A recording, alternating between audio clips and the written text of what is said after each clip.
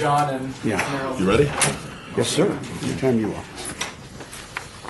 Okay, I'll go ahead and call the recommending committee meeting to order.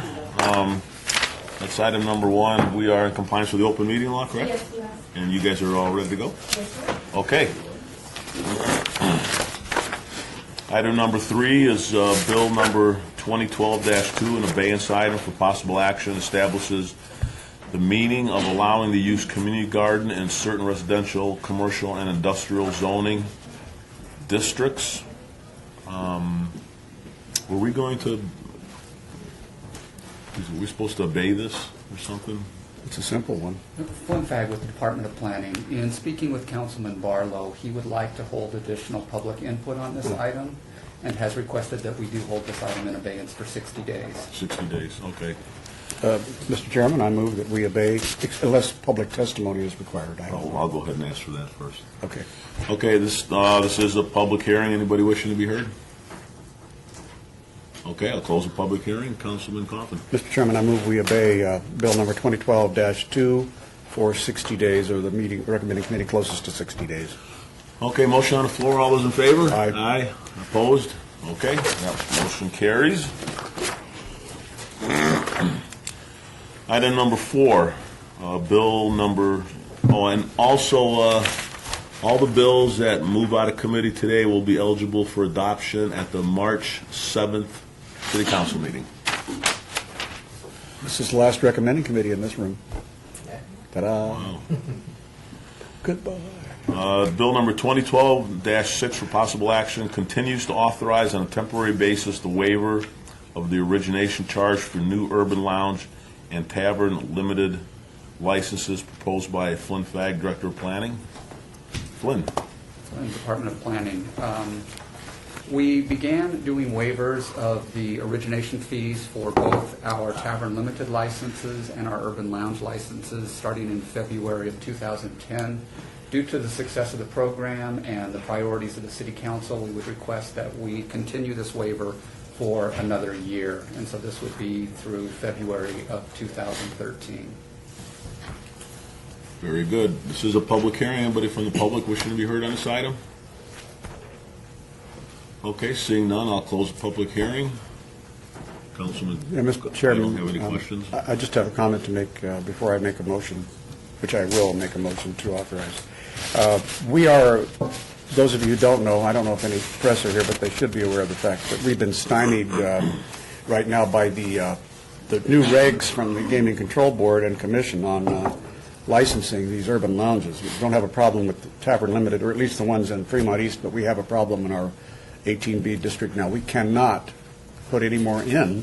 They can't get licensed until we have some sort of understanding with those regulators, because the regulations created to stop Dottie's from expanding have collateral damage. They have wrecked our program. We have 2 people approved by the council who are not allowed to open until we get some help from the Gaming Control Board and Commission. So those of you who know members of the Commission and the Control Board, urge you to lobby them for this, and also council is taking it up, I think, as an issue. But that, we can do this now, but they won't be able to open, 2 of them anyway.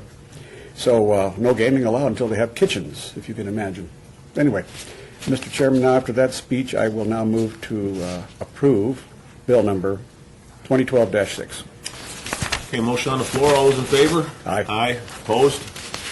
None opposed. Motion carries.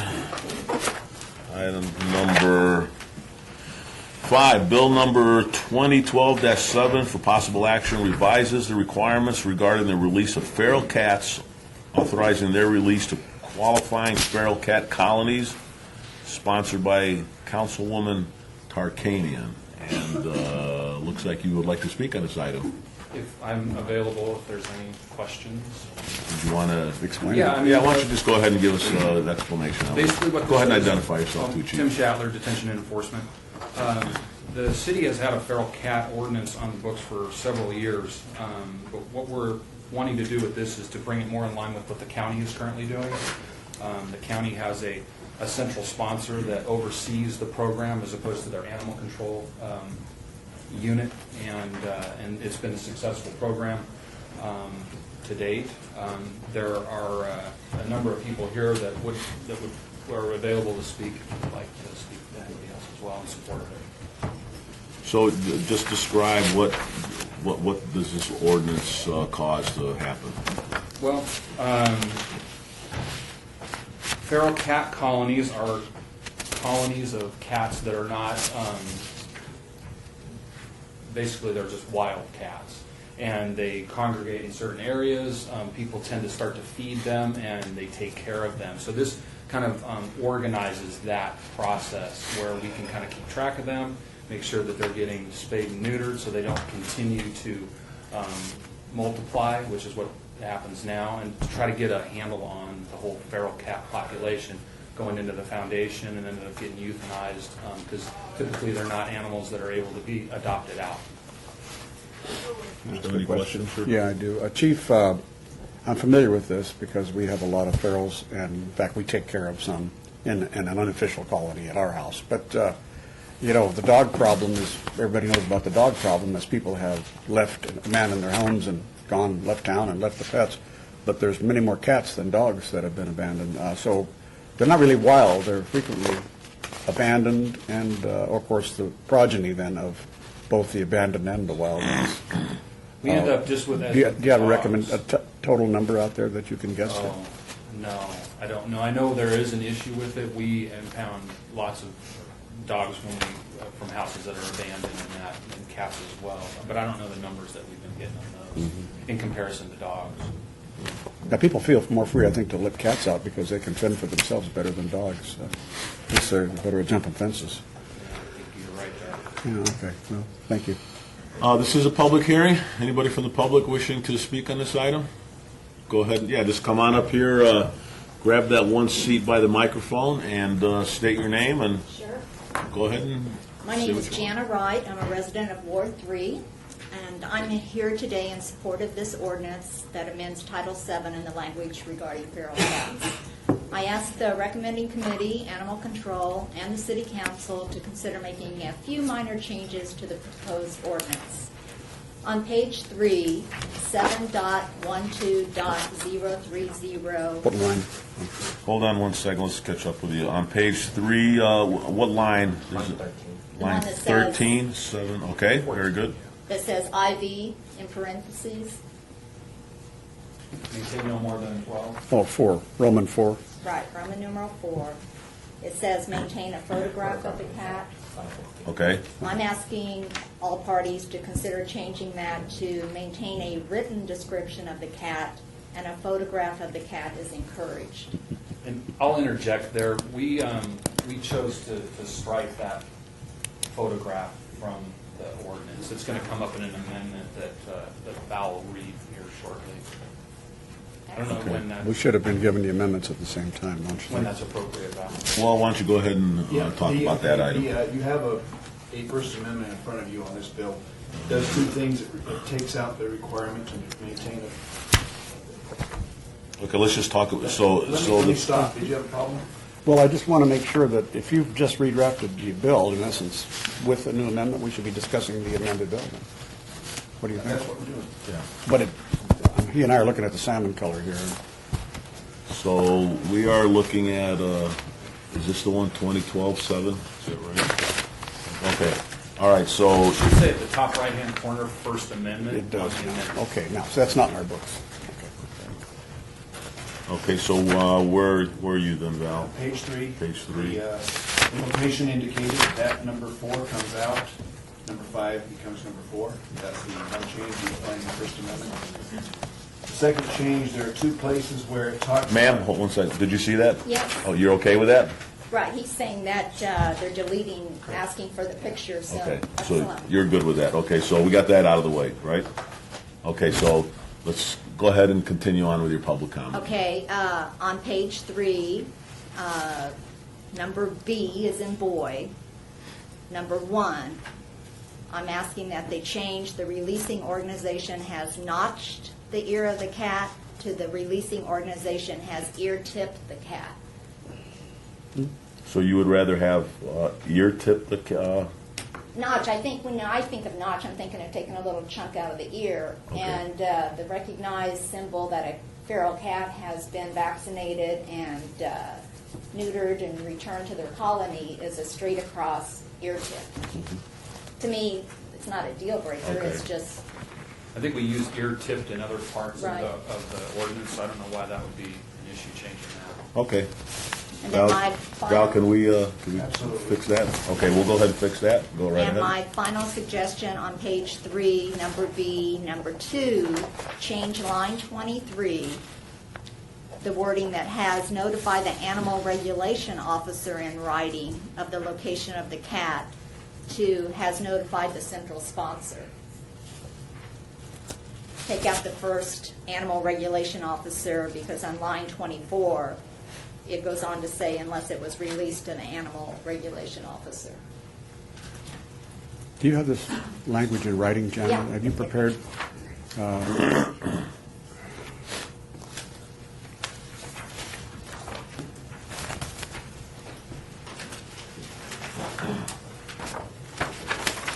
Thank you. Who else needs a copy?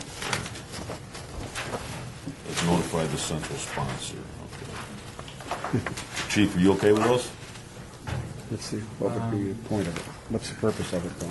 Just curious.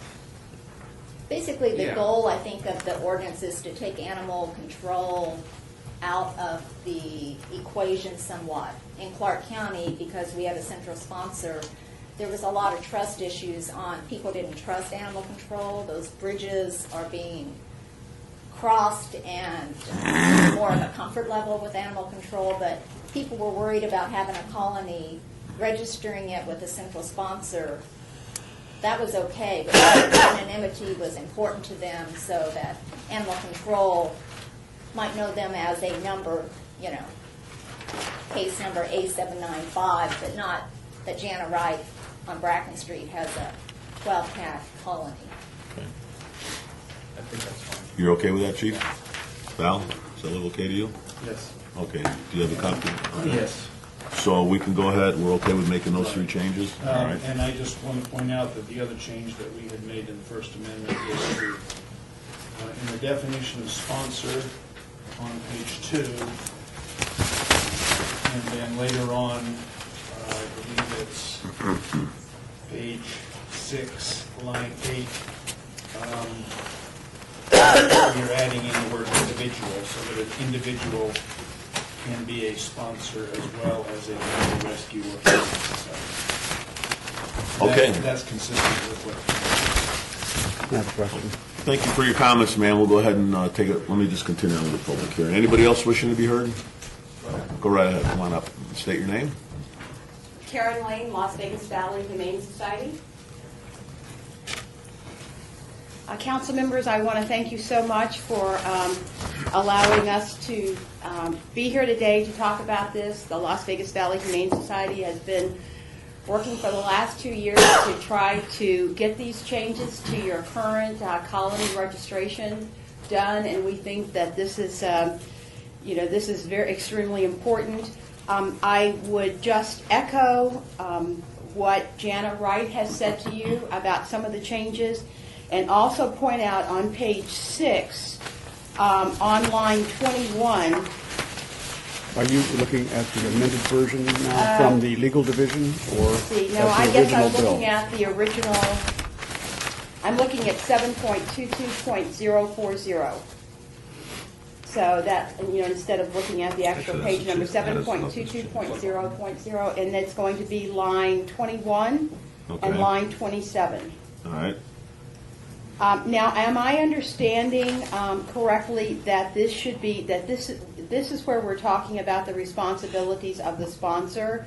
And I want to make sure I understand that each sponsor is required to report annually to the animal regulation officer the number and location by zip code of feral cat colonies, is that correct, for which it acts as sponsor? And also provide the animal regulation officer on line 27 the location of feral cat colonies.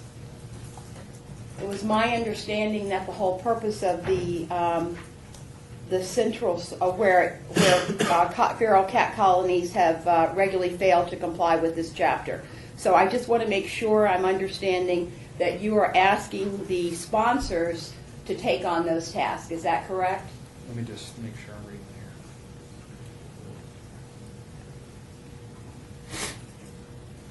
here.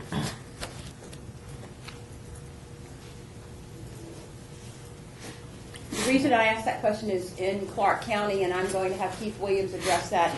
I believe that normally that's done by the central sponsor. So most of the sponsoring organizations, we're a small organization, we're all volunteer. We provide the money for the spay and neuters. And so, my understanding, and I'll let Keith Williams, who is the central sponsor for Clark County, address that, but that's normally done by the central sponsor. I just want to make sure that that's...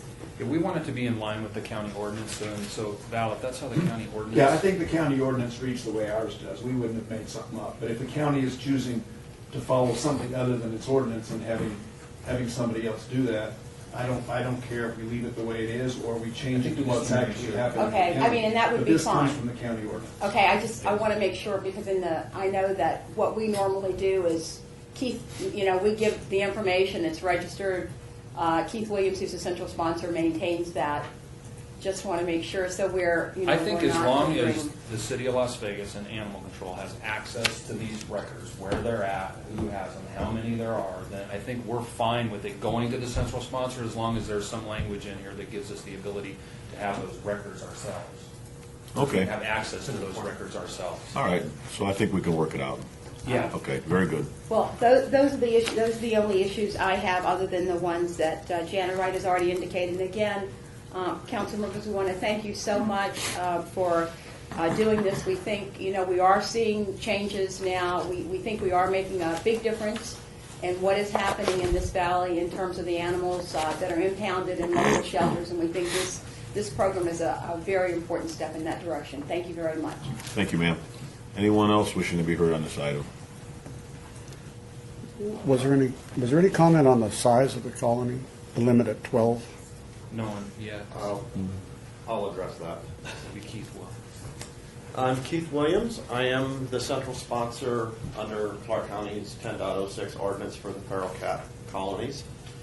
Let me address the first question about the 12 cats per colony. The average colony in the valley is about 11 cats. There are some colonies that are larger. I wouldn't call limiting a registered colony to 12 cats a deal breaker. However, in practical terms, these colony caretakers don't decide how many cats are going to show up at the food dish. And, of course, the goal is to reduce the numbers as quickly as possible to something reasonable.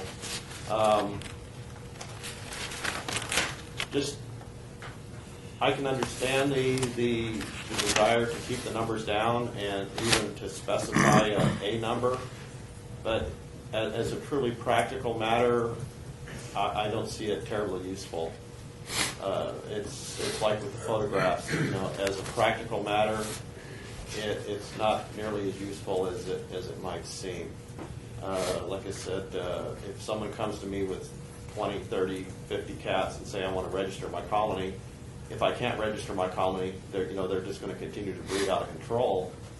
I'll register it as a 12-cat colony, then I'll go in and trap, neuter, return all the cats that I can find, and try to get it under control as quickly as possible.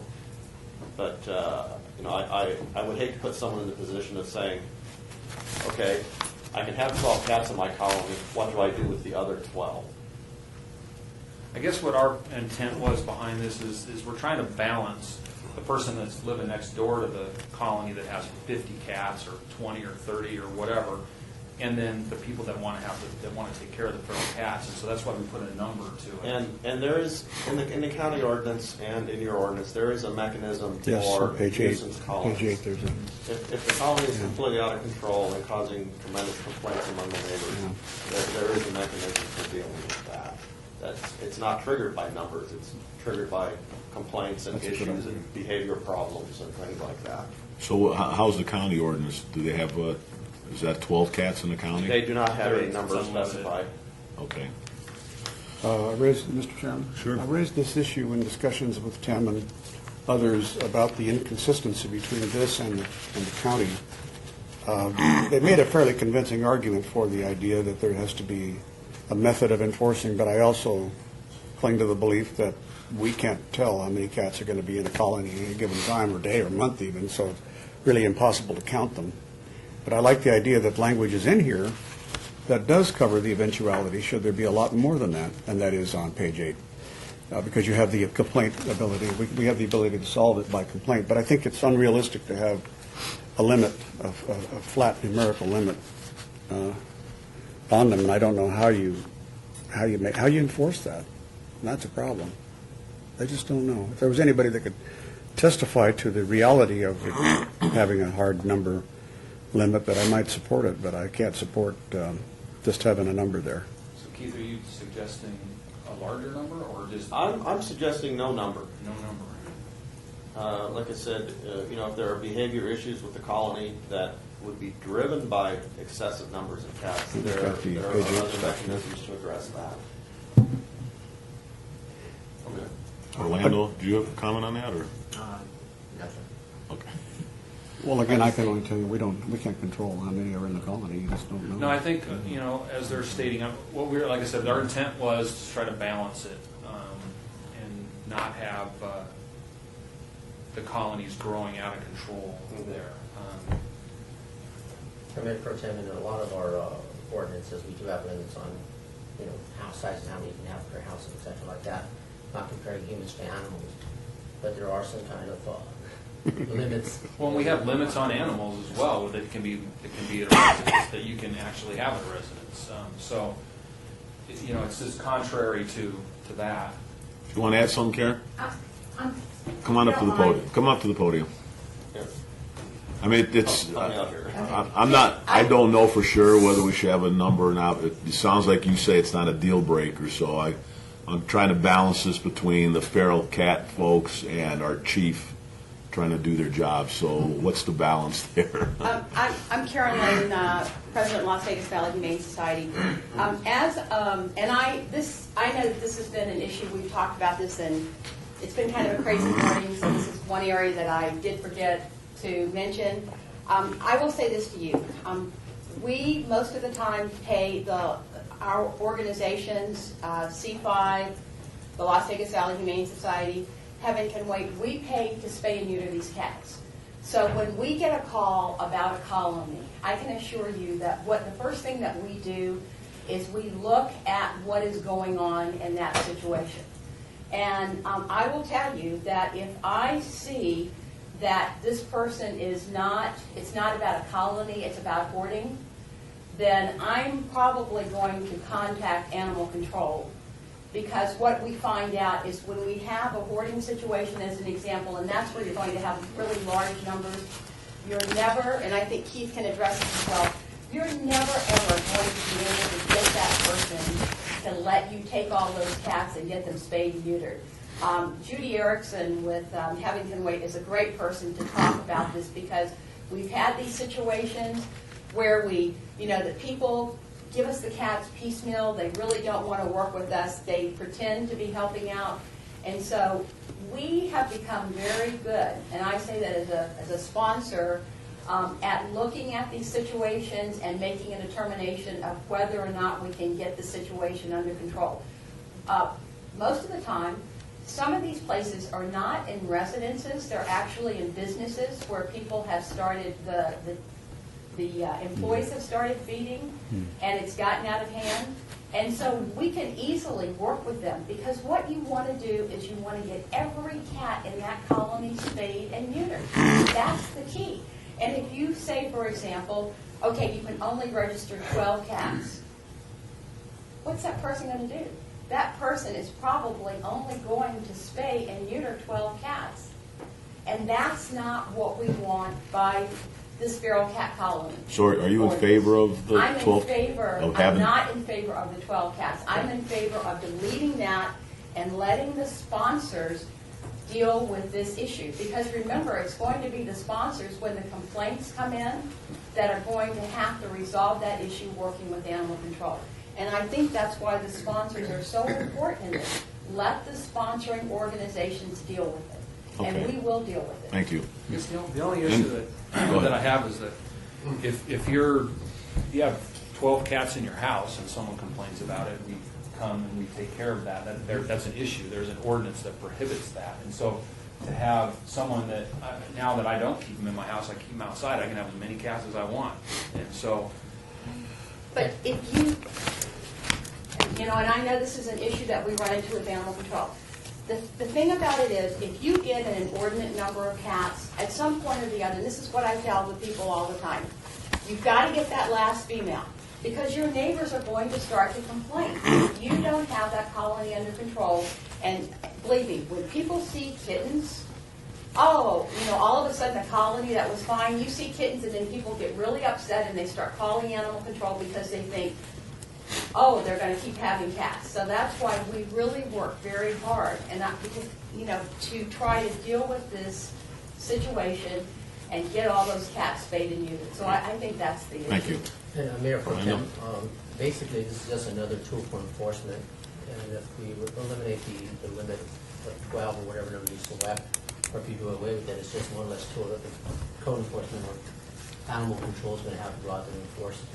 Okay, thank you. Can I make one more question? Can I make one more suggestion? Could we have a pilot period where we don't have the limit for the first year? And then if you start seeing an inordinate amount of problems, we go back and we add the limit back? Is that something that we might be able to reach a compromise? I mean, is that something that we might be able to do? We'll talk about that when we get to that point. Any other comments, sir? Yes, on the 722-040, page 6, line 21 on the sheet that I have. As the central sponsor, I am the central repository for all of the registrations. And it makes perfectly good sense for me to be the person to provide the report like I'm doing now to the county, and actually I have done to the city on a couple of occasions, of the colony locations by zip code and the numbers.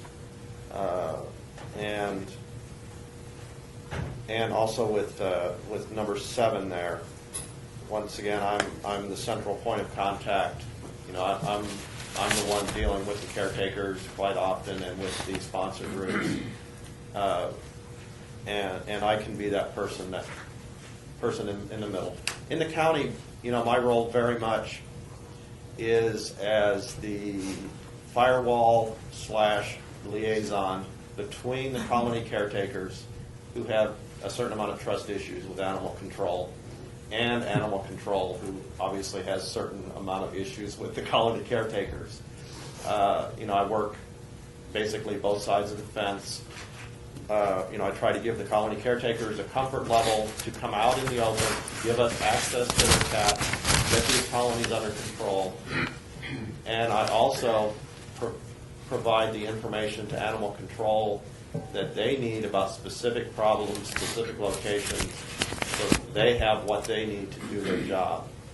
And in that process, you know, quite a lot of things that they normally would have to deal with, myself as the central sponsor, the sponsor groups, the nonprofits, deal with those situations and get them under control without animal control having to get involved, which is, you know, vastly preferred by the colony caretakers.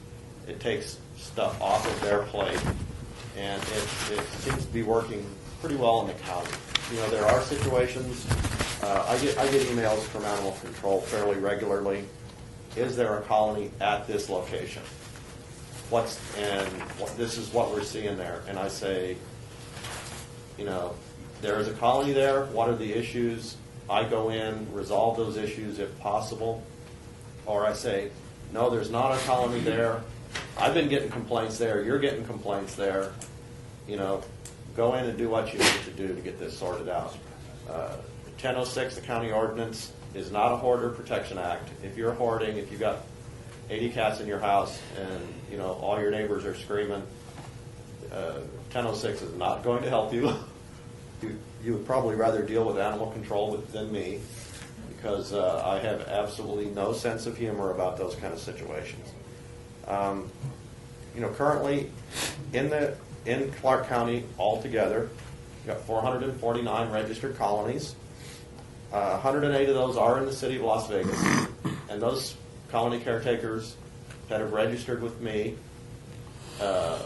they understand it's not particularly legal where they're at. They're trusting me. They're depending on me. What I provide is, access to volunteer resources, what little influence I do have with the city animal control.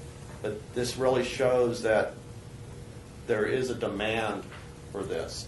This is 108 locations that are not producing more kittens. The colonies are being responsibly managed.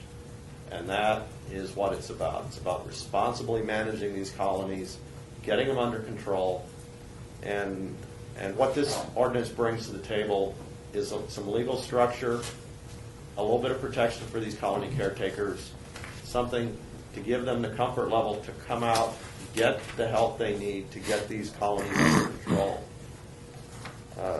Heaven Can Wait that currently is doing, about 10,000 feral cat spay neuters a year. Tremendous numbers.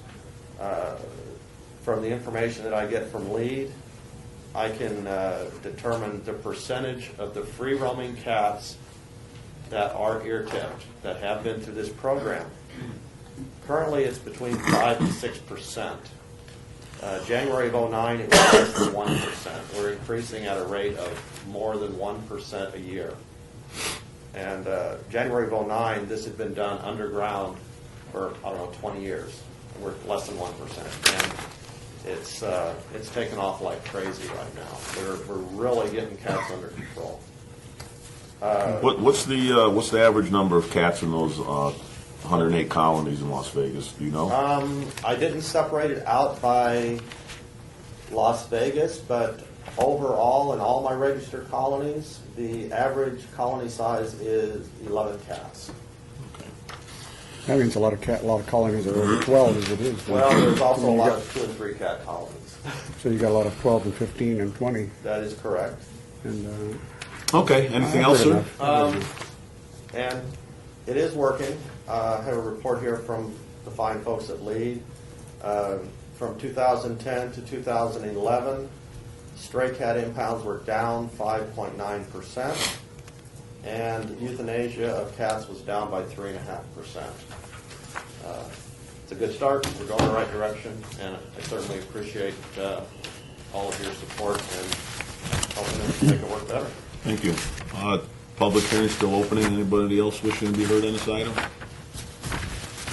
Okay, I'll close the public hearing. So let me see where we're at here. We have the First Amendment. We have 3 recommended changes to the First Amendment, which seem appropriate, Val.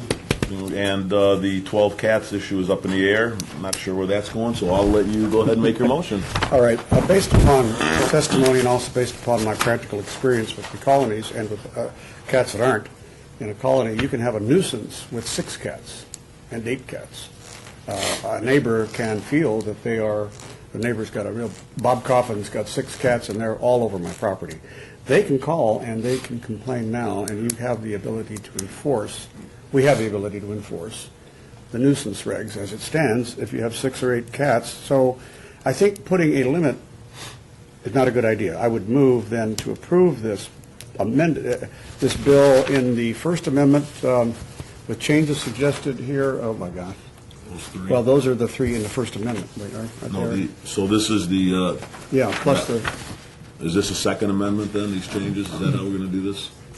Yeah. I think Councilman Coffin wants to include these and then do away with the 12 cats in his motion. Okay, now let me ask you, Councilman, as it relates to the photograph, would you rather have what we had put in our First Amendment, which is no discussion of the photograph at all, not a requirement? That's what I want, yeah. Or this number 1 on the list? And if you want the photograph eliminated, then we don't need to make the change that's indicated. Yeah, as the first stick with change. the First Amendment language Okay. on that discussion. And then ear tick, of course, is a term that's preferable. Central sponsor change on page 3, line 23 is amenable to me. The only change I want to make that hasn't appeared to have common consensus here is the limit, and I would move to strike the language where we have a limit. Okay, I have a motion on the floor. All those in favor? Oh, go ahead, Val. Clarification. Yes. We heard a discussion about changing in 722-040, B5 and 7. Which I know what that is on, about changing the notification regarding zip codes and locations from the animal regulation officer to the central sponsor. What do you want to do with that? Is that accurate, Graham?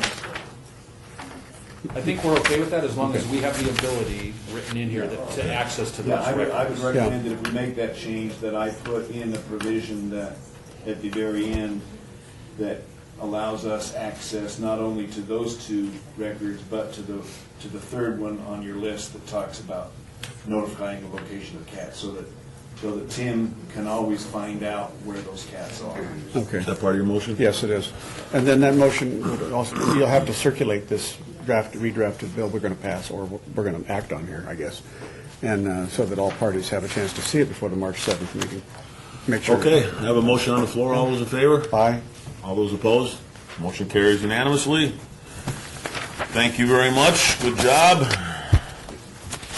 All right, now we go to item number 6, bill number 2012-8 for possible action, authorizes the city to treat certain animal control violations as civil violations subject to a civil penalty rather than proceeding by means of a misdemeanor prosecution, and establishes procedures for the processing and disposition of notices of infraction regarding such violations, sponsored by Councilman Steve Ross.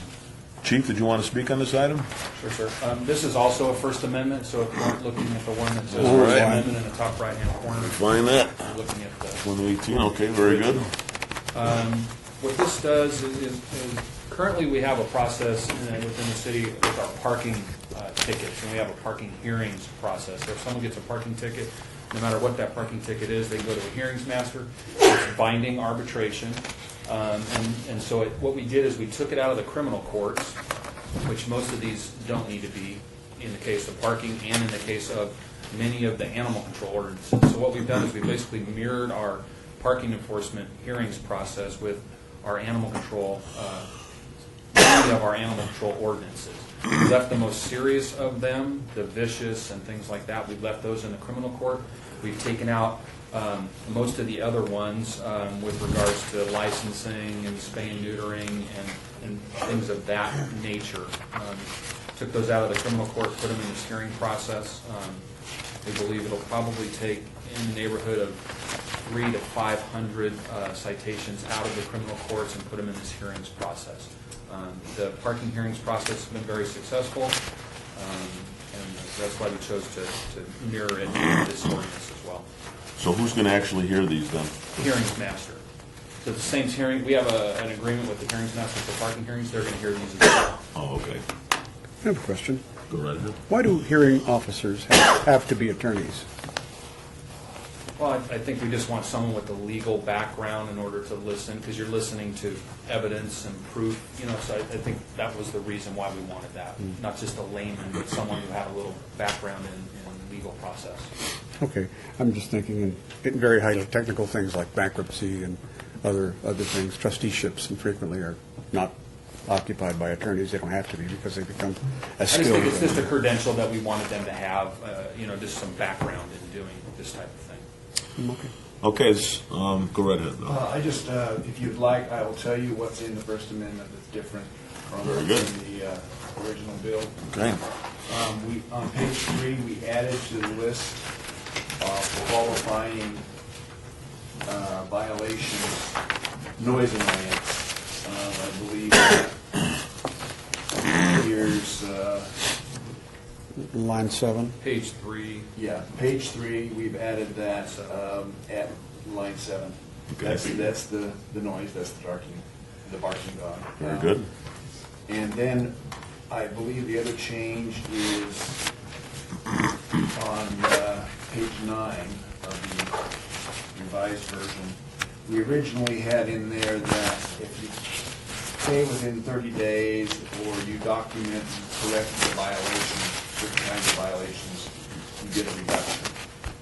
we looked at the list of those that were in there, they didn't really make sense. So what this First Amendment says is if you have a qualifying violation, you can get that reduced if you pay within 30 days and get it corrected. And then we don't list the qualifying violations, but basically it's defined as one that you can correct, and once you've corrected it, that violation cannot reoccur. Examples are licensing, spay and neuter, etc., things that are one-time fixes. Originally, something like at large was in here, and of course, if your dog's at large today and may not be tomorrow, but then the next day maybe, so we decided that it had to be limited to those kinds of violations that could be fixed and would not reoccur. So that's what you find in the First Amendment. Question. Oh, go right ahead. Question of staff, who pays for the hearing officer? Is that? The city does. City does, so there's no consequence to that. Okay, thank you. Okay, it's a public hearing. Anybody from the public wishing to be heard on this item? Yes, ma'am. Come on up, identify yourself. Jana Wright, Ward 3. When I first saw this ordinance, I thought it was somewhat cumbersome. I was concerned about the fines. I did talk to the chief, and he told me that if you become compliant, then 65% of this is waived, and you still pay a little fee, but it's not this $150. It might be $75. And I just still feel, and I understand it's modeled after your parking violation hearings and such. It just seems cumbersome to me that more work for your code and detention enforcement. I don't see that if you cited me for not having a license for my cat and I didn't do anything for 30 days, I understand maybe your computer is going to kick out that you send me another notice. But unless you send it certified, I can say the mailman never delivered it. I just really have concerns with this ordinance, and I guess, Val, could you speak to the criminal process and how it's very cumbersome as well, right? And more expensive, too. If I'm going to cite you, I have to personally serve you with a citation or get a process server. If I do it by means of criminal complaint, I have to hire a process server who then delivers it to you in person. And then that's delivered to the court and starts the court process running. I know that this looks cumbersome. I can tell you it's a lot less so than the court process. It's a lot more efficient and effective in dealing with these. And who wants to be stuck with a misdemeanor on their record that they Right, wouldn't as want? it This stands- decriminalizes that. if I may, as it stands now, when animal control gives a citation, then it goes to the courts. Is that currently what is happening? Correct. And I was telling the chief, one thing the county did, which I commend Chief Judge Karen Bennett, we now have a Q calendar that the second and fourth Thursday of every month, they have a judge who hears nothing but animal control and code enforcement cases. And basically, the judge offers the people, you can have a jury trial, or you can listen to the deal of the DA. And 99% of the ones that I've listened to, they go for the deal. They show that their animal spay neutered. They show whatever their violation has been corrected. They're assessed a $100 restitution fee and dismissed. And costs. Okay, Not costs. thank you. Yes, thank you. Anybody else wishing to be heard on this item? Okay, I'll close the public hearing. Councilman Coffin. Do we have any other than? We just have the First Amendment as it I is. move that do pass First Amendment to Bill number 2012-8. Okay, there's a motion on the floor. All those in favor say aye. Aye. Aye. Opposed? Motion carries unanimously. Thank you, Chief. Appreciate it. All right, item number 7, Bill number 2012-9 for possible action levies assessment for Special Improvement District number 1507, Jones Boulevard, Elkhorn Road to Horse Drive, and Grand Teton Drive, Maverick Street to Decatur Boulevard. This is proposed by Jorge Cervantes, Director of Public Works, and go right ahead. How close is this to that one we've been hearing about? I don't know, I can't wait to hear. Yeah, jeez, don't tell me. Wow. Go ahead and identify yourself and tell us what's going on. Good morning, Lori Leonard Dunford, Department of Public Works, Special Improvement District Office. This is the last piece of the item we have been hearing about that will levy the assessments for the 72 properties on Jones Boulevard and Grand Teton involved in Special Improvement District 1507. And the bill is in order. Okay. If you have any questions, I'll be happy to answer. It's a public hearing. Anybody wishing to be heard on this item? Hearing none, I'll close the public hearing. Councilman Coffin. The council, is this the standard language on this sort of assessment? Absolutely. Okay, it's the first one I've seen. Follows the statutory language. It's prepared by either by bond counsel or using model by bond counsel, so everything is in order. All right, thank you. Then I'll move for approval of Bill number 2012-11 in the First Amendment. Okay, there's a motion on the floor. All those in favor say aye. Aye. Aye. Opposed? Motion carries unanimously. Thank you very much. Going on to item number 8, Bill number 2012-10 for possible action authorizes a solid waste collection franchisee to charge certain fees pertaining to the recordation, maintenance, and release of liens associated with solid waste collection services, sponsored by Councilman Steve Wolfson. And who would like to speak on this item? I will start. Okay. This is a bill to bring our ordinance into conformity with what has happened in Clark County and also the city of Henderson. As it turns out, when our waste collection franchisee, Republic, has delinquent accounts, they need to go down and file liens, and when they get those paid off, they need to get those liens released. There was a period of time when there wasn't consistency in the way that the county was charging for the recordation of those liens particularly. But now it appears that the county's going to charge for those liens, whether they're in the name of the government entity or whether they're in the name of the Republic. So this is a means by which Republic can recoup the costs that it has to go to in order to collect delinquent accounts. It's not going to affect anybody who's paying on a timely basis, but it allows to be added to the amount owing under the lien, the things that they have paid the county to record the lien, the time that they spent in managing that lien and in releasing the lien, subject to a cap, and you'll see that cap on page 2. It talks about franchisee can pass through to the owner those the fees that have been charged by the county recorder and also recover administrative costs. The initial cap on each of those 2 and 3, which was the administrative costs to record and maintain the lien, and then 3 being the administrative costs in securing the release of the lien. Those start out at $60. They are subject to adjustment by consumer price index, just like all the other fees that we pay our provider. So recommend approval. We have representatives here from the Public Silver State who'd like to represent. Okay, it's a public hearing. I'll declare the public hearing open, and you would like to speak? Yes, good morning. Jennifer Lazovich, 8345 West Sunset Road. With me also is Bob Coyle and Jennifer Sinich from Republic Services. Val did a great job explaining this bill. We appreciate you considering it. The county and Henderson have similar statutes in place now, or ordinances. North Las Vegas does not. That's because they do their own billing through their water bill when it comes to the collection for solid waste. So we appreciate you considering this. Just a couple of quick points. One thing that is included in this ordinance on page 1 of your bill is a procedure by which it allows either the franchisee or the city to place and collect on the liens. What we have been doing as a practical matter is Republic has been placing and collecting on those liens. And in conversations with Val, this would just require a letter from the city or something like that to allow us to continue doing that. That way there's a paper trail.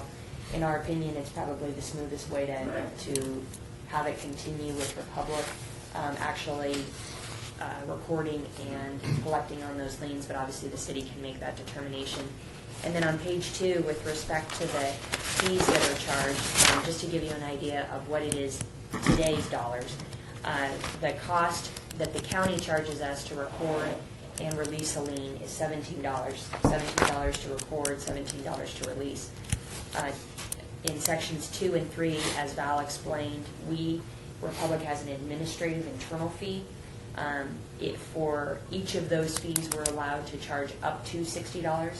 Currently, we do not, but that gives us some room as costs may incur internally without having to come back to you and change that ordinance. So again, we appreciate your consideration of this ordinance, and I'll let Bob fill in on anything that I've missed. I think Jennifer did a great job, as well as Val, and if you have any questions, I'll be more than happy to answer them about the process. Okay, this is a public hearing. Anybody else wishing to be heard on this item? Okay, with that, I'll close the public hearing. Councilman Coffin? I think it's good as it is stated here, no suggested amendments. Val, the language is correct, no objection to the language, so therefore I do move to approve. Okay, motion on the floor. Vote on the motion. All those in favor say aye. Aye. Aye. All those in favor. The motion carries unanimously. Thank you for coming down. Thank you. Item number 9. By the way, if you two folks could talk with my liaison, Felipe Ortiz, after this meeting. Of course. He has a constituent question about Absolutely. how these things close out. And that's him right back there. Yeah, Felipe in the turtleneck. Thank you. Okay, item number 9, bill number 2012-11 for possible action, updates and consolidates various municipal code provisions governing special events and similar activities, sponsored by Mayor Carolyn Goodman. Val? Can I have Karen start off? Oh, okay. Karen, go right Karen ahead. Devleton, Business Licensing Manager. Bill number 2012-11 consolidates 10. So we have a First Amendment, is that You have right? the First Amendment. Okay, you got the First Amendment? First Amendment. Very good. Consolidates 10 existing licenses and permits under one new title for special events. It is an attempt to consolidate everything from right-of-way planning, business licensing, and the basic fire permits into one process, one form, and one general fee and one permit for our customers. It combines the definitions of temporary commercial permits, our rock concert license, right-of-way circuses, carnivals, sporting events, parades, block parties, and our one-time temporary alcohol permits that currently go to the city council, combines those all under one permit at an administrative level unless that event is over 5 days in duration, and then the city council would come forward to the city council for approval. All the information is collected and reviewed through all of our various departments, including Metro for the security plans. For the first time, we have actually put in writing for our customers the security requirements from the city, the medical plans, the sanitation plans, how the approval process works, getting their plans pre-approved for ingress and egress, and any notification to the neighbors for block parties. So we've combined those all into one place, and one fee. The fee is for events that are under 300 people, $50. If they're over 300 persons, it's $175. That does include the current $80 fire review fee in that cost. In Amendment 1, and I'm sure that the city attorney can go over in more detail the amendments, we worked with the Las Vegas Convention and Visitors Authority. We work closely with Passion Field to encourage the special events that go on down there. We work with them on an annual calendar. So you'll see on page 4 that while we have an exemption for city-sponsored events, we would also propose extending that to the Convention and Visitors Authority so that we can work with them on their annual calendar of events and get those processed quickly and easily for them. And we've also corrected a typo in the insurance requirements and clarified under security that the new security requirements at special events would be for the number of persons listed at any one time at an event. Would you like to answer any questions? Everything else is in order, Val? Yes, we originally were requiring $100 million in insurance, and it turned out that was a typo. It was supposed to say $1 million. I don't know. I'd rather have that in there. No, $1 million's a lot. 100 million sounds better. We can put it back up to $100 million if you like. All right, this is a public hearing. I declare open. Anyone from the public wishing to be heard on this item? Yes, ma'am. Go ahead and identify yourself. Jamie McNutt, Las Vegas Convention and Visitors Authority. I just had a question on the licensing fee. The one we discussed was for $150, and then you just mentioned $175 for the events under 300 people. And just a second, I may have misspoke. I'm Valerie. You can.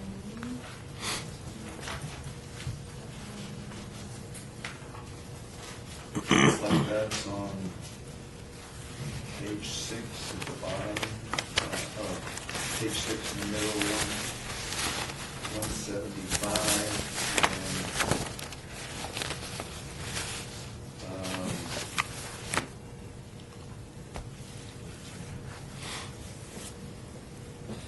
Trying to find where that is. It's on line 11. Yeah, $175. And what we discussed on your email, the things that we brought out, it was a $150 fee. Is that changing, or is it incorrect on this? It was incorrect. It was incorrect on that, but with the exemption for the Las Vegas Convention and Visitors Authority, we can work with you under a letter of understanding for the events that come through there. Is that correct? Right. You know, there's unless the city manager decides to impose requirements in here, that the Convention and Visitors Authority gets pretty much a pass on the ordinance, so. Any other questions or comments, ma'am? And I just want to confirm that the insurance portion is only for events held, that it won't apply to Cashman Center? No. I don't know what section that was under. I have it in there, Right, it's not going to be mandatory, but the city manager, in consultation with the risk management department, could ask for something. Okay. Does that sound right, Karen? Yes, the insurance requirements were for in the events in the right of way, as I understood. Okay. Yeah, that's the way you explained it. We good on that? Any other comments? Okay, this is a public hearing. Anybody else wishing to be heard? Okay, with that, I'll close the public hearing. Councilman Coffin. Before I move for approval, I wanted to just say something. I don't know when the First Amendment was done, but I take these bills home on the weekend before these recommending committees, so it's nice to know if we actually have a rewrite of some kind of, and so I don't know if you had that done by then, by Thursday evening, let's say, but if you have, or you can send emails to me or any other member of the committee, I'd sure appreciate it, because We'll do that. yeah, with a separate page of changes, it helps to organize. Thank you. Thank you. All right, therefore, I will move, without amendment, further amendment, to move the First Amendment on Bill 2012-11. Okay, we have a motion on the floor. All those in favor? Aye. Opposed? Motion carries unanimously. All righty. Item number 10, citizen participation, public comment during this portion of the agenda must be limited to matters within the jurisdiction of the committee. No subject may be acted upon by the committee unless that subject is on the agenda and is scheduled for action. If you wish to be heard, come to the podium and give your name for the record, the amount of discussion, any single subject, as well as the amount of time any single speaker is allowed may be limited. Anybody wishing to be heard under citizen participation? Okay, seeing none, I'll close citizen participation, and we are adjourned. Very good.